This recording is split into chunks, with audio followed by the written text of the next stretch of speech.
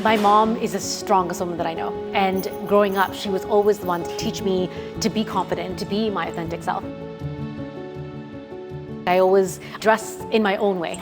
And sometimes when I was younger, we would go, we'd have these big events and I'd put something on and I'm always wearing too much jewelry. According to some people, to me, it's perfect. So I remember going to my mom and saying, okay, mom, I'm going, we're going to this party and I was wearing so much jewelry. And my mom was like, no. She's like, in Hindi, she says beta, which means daughter, just go. And she'll literally say, I want you to walk into that room and keep your head up high and you look amazing. Don't worry about what anybody else thinks.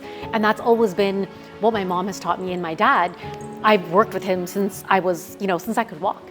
And my dad has taught me so much about business and not just about, the legalities behind it, but he's also taught me to have that confidence to I work in a male-dominated industry. My dad has never let me feel that would even be an issue. And when he made me CEO, which was now years ago, I was worried. And I said, okay, Dad, you've been CEO. We've had a male at the helm of this company since the beginning of time. Now it's going to be a woman. Do you think that that's going to be a problem? And he just looked at me and goes, what difference does that make?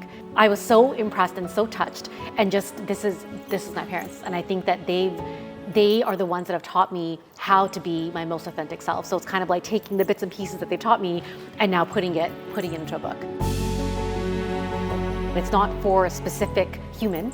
It's for any human in their life if they're looking for a moment to be inspired. When I wrote this, my only intention was if it can inspire one person to live life with happiness, to live life with love, to live it as their authentic self, then that's all that I want. So for me, the person that it's meant for is the person that is looking to be inspired.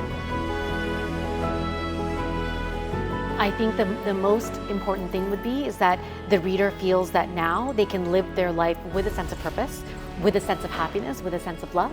I think that would be the most important thing, and even just inspiration. Maybe they read it and now they're just inspired to say, okay, what does it mean to live authentically? And maybe they go on a different path and they read other books. And Gary Zukov has a whole book about being your authentic self. So maybe it just puts them on a path to bettering themselves, and that's all I really want.